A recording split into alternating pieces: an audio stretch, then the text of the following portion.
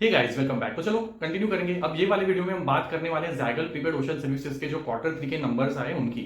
अब currently market का situation ऐसा है कि अगर आपके कंपनी के नंबर 19-20 भी हो रहे हैं तो मार्केट कह रहा है कि भाई पहले तो मैं तुझे करेक्ट करूंगा, आपका स्टॉक करेक्ट होगा, बाद में देखा जाएगा कि करना क्या है स्टॉक के साथ। तो पहले तो इस कंपनी के जो नंबर्स है वो फिर भी ठीक ठाक थे, रेवेन्यू में अच्छी ग्रोथ है, पैट भी अच्छे से ग्रो हुआ है। बट मार्केट को कुछ चीजें अच्छी नहीं लगी इन टर्म्स ऑफ जो इनके मार्जिन के साथ हुआ है। एंड जो मूड है मार्केट का वही वो तो ऐसा है कि जो एरर का मार्जिन है वो बहुत छोटा है। स्पेसिफिकली अगर आपका पी हाई है तो मार्केट बोलेगा कि भाई पहले तो तू मैं तुझे थोड़ा आड़े हाथ लूंगा, फिर देखा जाएगा कि आगे आपके स्टॉक के साथ क्या होना है। राइट, तो यही हुआ है जाइगल प्रीपेड ओशन सर्विसेज का। इसका जो स्टॉक है ऑल टाइम हाई से अराउंड 40% करेक्ट हुआ है आफ्टर दी जो क्वार्टर 3 के रिजल्ट्स आए हैं। एंड मार्केट को कुछ चीजें इसमें पसंद नहीं आई, तो हमारा पूरा फोकस वही होने वाला है कि व्हाट वेंट रॉन्ग विद जाइगल के जो नंबर है इन क्वार्टर 3। इनके जो पैट है अब तक 9 मंथ्स का जो रेवेन्यू और इनका पैट है, रेवेन्यू 77% से ग्रो हुआ है 9 मंथ में, पैट 123% से ग्रो हुआ है। But still market didn't like something about their numbers, तो वही पे आज हमारा फोकस होने वाला है। इनका मैनेजमेंट कॉन कॉल भी हो गया है, तो वी नीड एवरी जो हमारे डिस्कशन के लिए हमें जो चाहिए वो सब है हमारे पास। तो चलिए शुरुआत करते हैं। पहले तो समझते हैं इनका बिजनेस मॉडल क्या है। तो सिर्फ जाइगल प्रीपेड ओशन सर्विसेज एक स्पेंड मैनेजमेंट की एक लीडिंग कंपनी है। ये स्पेंड मैनेजमेंट के सॉल्यूशंस प्रोवाइड करती है। जैसे काफी कॉर्पोरेट एंटिटीज होती है, उनकी स्पेंड मैनेजमेंट के लिए डिफरेंट रिक्वायरमेंट्स होती है, उनको वेंडर पेमेंट्स करने पड़ते हैं, बिल पेमेंट्स करने पड़ते हैं, यूटिलिटी पेमेंट्स करने पड़ते हैं। तो इन सारे पेमेंट्स के लिए आपको एप्लीकेशन की जरूरत है। अगर आप डिजिटल पेमेंट करते हो तो मल्टीपल एप्लीकेशन आप यूज करेंगे। तो जाइगल का खास बात क्या है कि वो डिफरेंट तरीके की जो स्पेंड की रिक्वायरमेंट है वो एंड टू एंड सोल्यूशन अपने खुद के जो प्लेटफॉर्म्स के उसके अंडर प्रोवाइड करता है। तो इनका एक जॉयर प्लेटफॉर्म है जिसके अंदर आप बिजनेस स्पेंड मैनेजमेंट करते हैं। इसके अलावा इनका एक प्रोपेल प्लेटफॉर्म है जो एम्प्लॉइज के रिलेटेड जो रिवॉर्ड्स रिकॉग्निशन बेनिफिट्स होते हैं वो सॉल्यूशन प्रोवाइड करता है।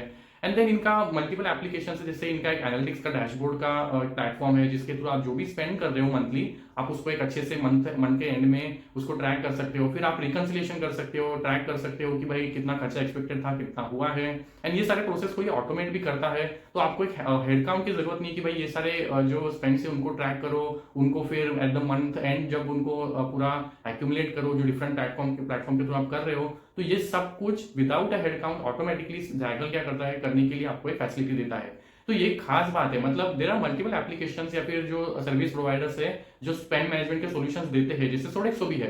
बट जाइगल की खास बात क्या है कि ये end to end solution provide करता है। तब इससे कस्टमर जो भी एंटिटी है उसको फायदा क्या होता है, अगर वो सोडेक्सो यूज कर रहा है फॉर कस्टमर एम्प्लॉइज के बेनिफिट्स रिवॉर्ड्स रिकॉग्निशन के लिए, कोई और प्लेटफॉर्म यूज कर रहा है जैसे वेंडर पेमेंट के लिए, तो क्लाइंट के लिए या फिर जो कस्टमर है कॉर्पोरेट एंटिटी है उसके लिए हैसल होता है at the end of the month in सारे जो एक्सपेंसेस है उनको क्लब करना, उनको ट्रैक करना, उनका एक डैशबोर्ड के थ्रू एनालाइज करना कि भाई ये स्पेंड किस डायरेक्शन में जा रहा है, हमारे खर्चे बढ़ रहे हैं, कम हो रहे हैं। तो ये सब करना हमेशा हेक्टिक प्रोसेस होता है किसी भी एंटिटी के लिए। और अगर आपको ये ज्यादा कॉम्प्लिकेटेड होगा तो आपको हेडकाउंट्स लगेंगे ये सारा करने के लिए। बट जाइगल इन सारे प्रॉब्लम्स को एक सोल्यूशन देता है। सारे सॉल्यूशंस अपने इनके प्लेटफॉर्म के अंदर इनकॉर्पोरेटेड है, end to end solution provide करता है, एनालिटिक्स भी देता है at the end of the month, जो आप ट्रैक कर सकते हो आपके स्पेंड कहां पे ज्यादा हो रहे हैं। तो ये एक खास बात जाइगल प्रीपेड ओशन सर्विसेज की। अब इनके चैनल्स क्या है, ये सर्विसेज प्रोवाइड करते हैं अपने डिफरेंट चैनल्स के थ्रू। जैसे इनका एक प्रीपेड और कार्ड्स है या फिर क्रेडिट कार्ड्स है जो ये बैंक के पार्टनरशिप के साथ इशू करते हैं, या फिर इनका मोबाइल एप्लीकेशन है जिसके थ्रू आप इनके सर्विसेज को यूज कर सकते हो। इनका एक एप्लीकेशन है जो डैशबोर्ड एप्लीकेशन है जो डेस्कटॉप पे इंस्टॉल होकर आप यूज कर सकते हो। तो ये मल्टीपल वेज है जिनके थ्रू ये अपने क्लाइंट्स को सर्विसेज प्रोवाइड करती है।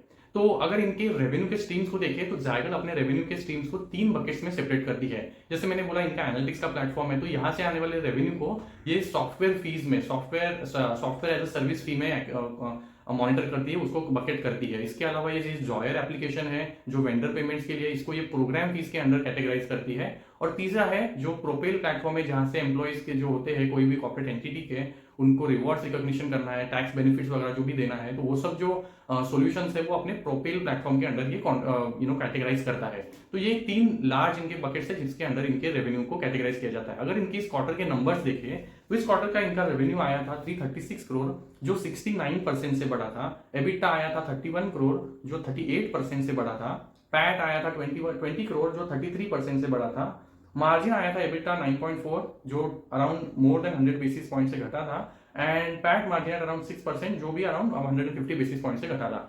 तो इनका numbers were largely good, but दिक्कत कहाँ थी, इनके एक तो मार्जिन कंप्रेस हो गए और इनका जो एबिटा और पैट का ग्रोथ है इन टर्म्स ऑफ परसेंटेज वो उतना ज्यादा नहीं था जितना इसने खुद ने हिस्टोरिकली किया है। तो आप देखेंगे कि इनका जो 9 मंथ का आप एक देखेंगे एबिटा का ग्रोथ है वो 48% है। तो इन्होंने H1 में वो जो एबिटा का नंबर है उसको ज्यादा परसेंटेज से ग्रो किया था, और जो Q3 का नंबर है उसको थोड़ा नीचे लेके आया है। तो that is the first point to understand कि इनका एबिटा का जो ग्रोथ है वो थोड़ा सा कम हुआ है। पैट का ग्रोथ फिर भी अच्छा है, बट इनके मार्जिन भी अगेन कंप्रेस हो गए। तो अराउंड 200 बेसिस के पास जो एबिटा मार्जिन है, पैट मार्जिन जो है वो हुए है अराउंड 150-120 बेसिस पॉइंट से कम। तो ये जो दिक्कतें है इनके इसेंशियली हुआ क्या है, इनके जो हर तरह के कॉस्ट है, एक्सपेंसेस है, वो बढ़ गए जो मार्केट को पसंद नहीं आया। अब इनका एक्चुअली गाइडेंस ये था कि हमारे मार्जिन जो करंटली 9% के आसपास है, हम नेक्स्ट 3 to 4 ईयर्स में 14 to 15%, अराउंड 16% तक लेके जाएंगे। बट इनका जो इस क्वार्टर का मार्जिन का नंबर आया है वो घट गया, एंड ये बात मार्केट को बिल्कुल पसंद नहीं आई। Because one side you are saying कि हमारे मार्जिन को बढ़ाएंगे, वो डबल डिजिट्स में 14-15% तक जाएंगे इन नेक्स्ट 3 to 4 ईयर्स। ऐसा नहीं बोला कि इमीडिएटली जाएंगे, but the direction was it will improve here from here on continuously.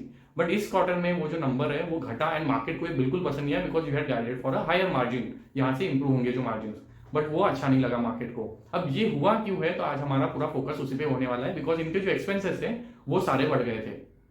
तो इनके लिए अब थोड़ा रेवेन्यू को स्प्लिट करके देखें तो इनकी जो सेगमेंट है अगर उनको थोड़ा देखें तो इनका सॉफ्टवेयर फीस है ये अराउंड हमेशा से 8-10-12% के आसपास बढ़ता है। इस क्वार्टर में वो 8.9 करोड़ का रेवेन्यू आया, वो 8% से बढ़ा।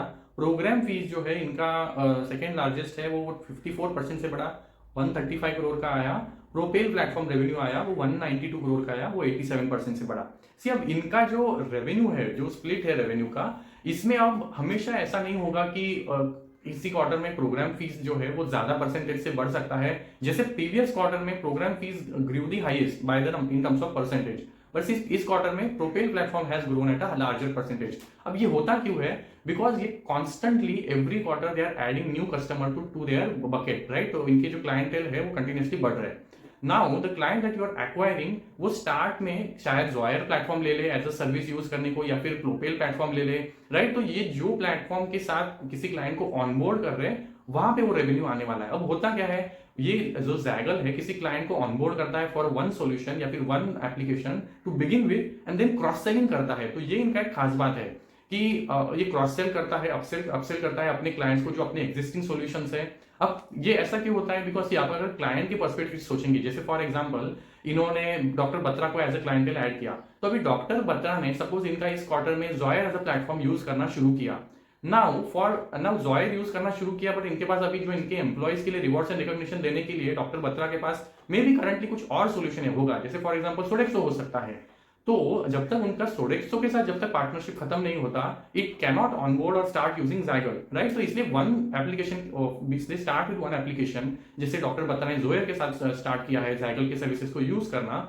But as they move forward Zaggle क्या करेगा, इनको क्रॉस सेल करेगा अपना जो प्रोपेल प्लेटफॉर्म भी है। तो इसीलिए ये जो रेवेन्यू का परसेंटेज का ग्रोथ है वो हमेशा से किसी एक ही प्रोग्राम फीस का या फिर प्लेटफॉर्म का ऊपर होगा नीचे होगा। तो we have to look at absolute number की जो पूरा ग्रोथ है वो कहाँ पे आ रहा है, and largely everything should be growing, because इनका बिजनेस जो है रैपिडली ग्रो हो रहा है, एंड दे आर एडिंग जो क्लाइंट्स है on every kind of revenue stream. तो all the three verticals should be growing at a good pace, but then percentage wise it can differ on quarter and quarter based on ये client को किस bucket में add कर रहे हैं to begin with। obviously वो जो cross selling होगा तो every other जो segment है, जैसे software है अगर Propel में add करें तो program fee, that is essentially again going to drive growth in the upcoming quarters। तो that is first point to understand। तो इनका अभी ये क्वार्टर में प्रोपेल का प्लेटफॉर्म का जो ग्रोथ है वो बढ़िया दिख रहा है, स्ट्रॉन्ग दिख रहा है, बट लास्ट क्वार्टर में program fees was doing really well. अब इनका गाइडेंस क्या है, तो इन्होंने स्पेसिफिकली बोला कि from here onwards we think program fees is going to be a big revenue driver.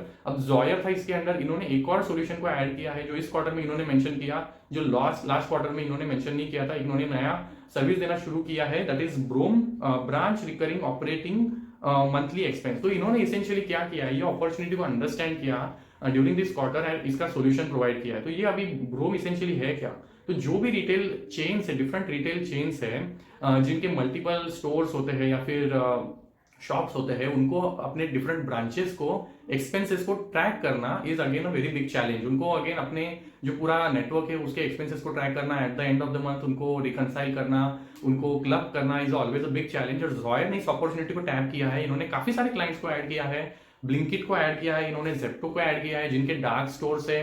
फिर यहाँ पे जो eight the end of the month जो भी रेवेन्यूज जनरेट हो रहे हैं, कॉस्ट एक्सपेंसेस बेयर करने पड़ रहे हैं, ये इनको ट्रैक करने में हेल्प करता है और एट द एंड इनको रिकंसिलिएशन सर्विसेज भी प्रोवाइड करता है।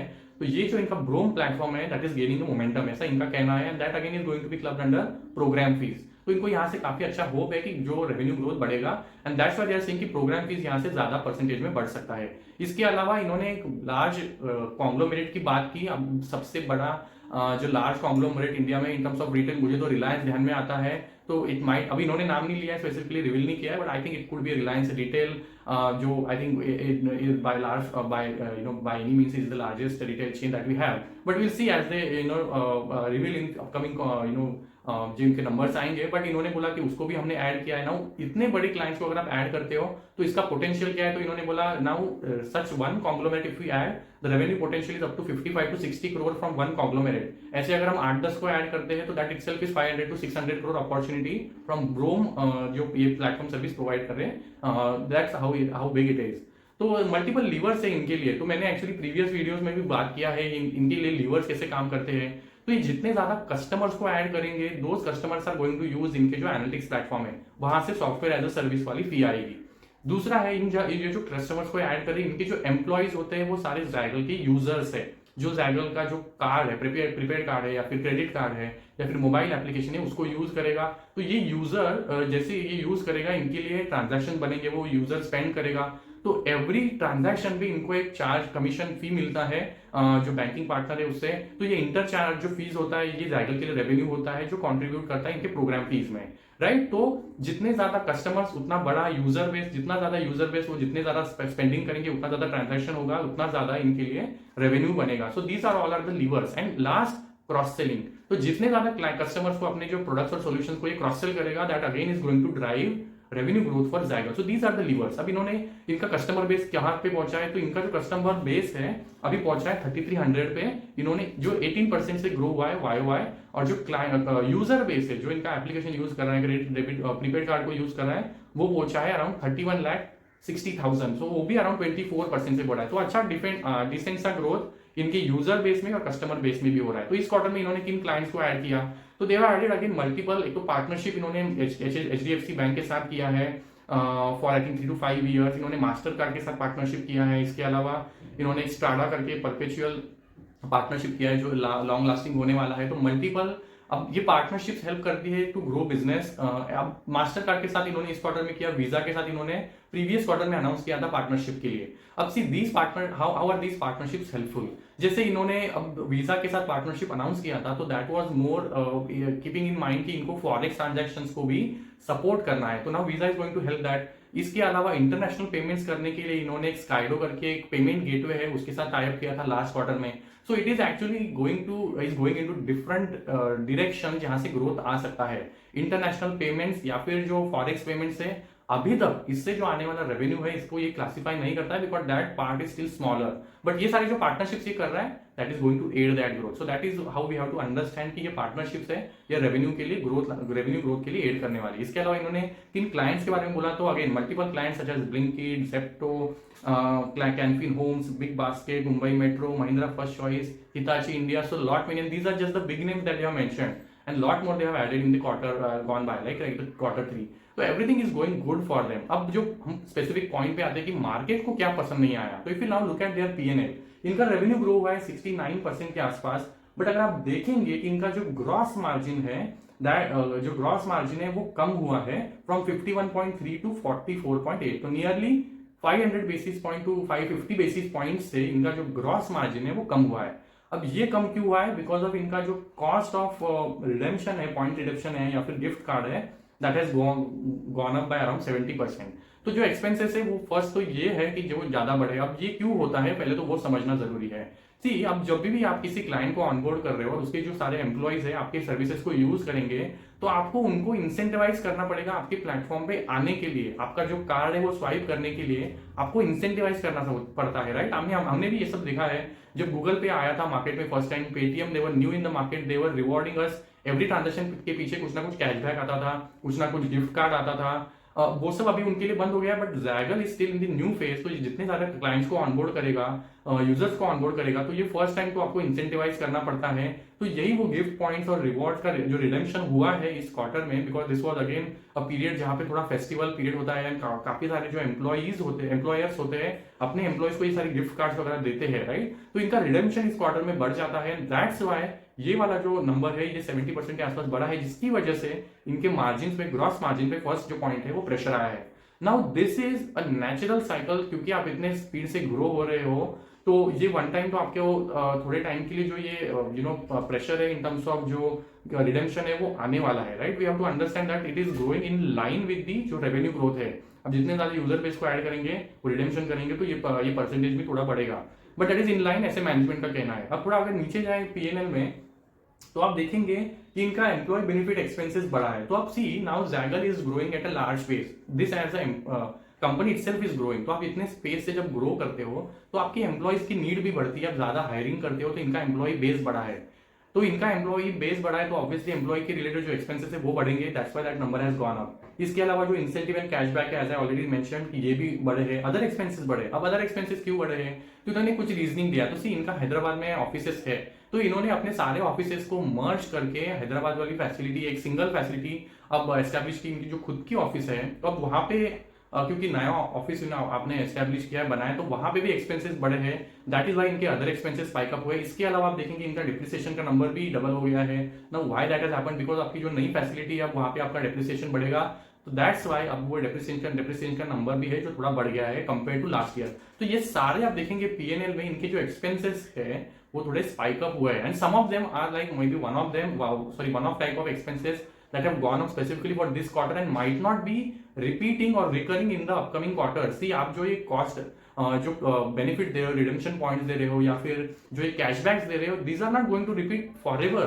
These are for the initial period while you have onboarded the customer है, या फिर उसके जो यूजर से आपने उनको ऑनबोर्ड किया है, तभी ये एक्सपेंसेस आने वाले हैं। तो this is very critical point to understand. This is the initial kind of cost that you are bearing. This is essentially your customer acquisition cost, you can say that, right? So but these are not the recurring expenses, so these are essentially going to come down, and as these expenses come down they are going to support the margins। तो ये management चिल्ला चिल्ला के अपने cone call में बता रहा है कि these are not a recurring expenses, these are going to come down।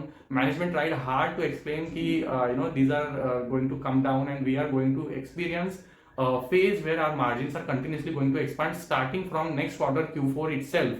तो इन्होंने ये भी काफी क्लियरली मेंशन कर दिया, you will see that margin improvement happening from Q4 itself, because Q3 being a seasonal festival period, and obviously जब year and वगैरह होता है वहां पे ये जो रिडेम्पशन है वो ज्यादा बढ़ जाते हैं, but that all is going to come down by Q4 and you will see the improvement और uptick happening in the margins.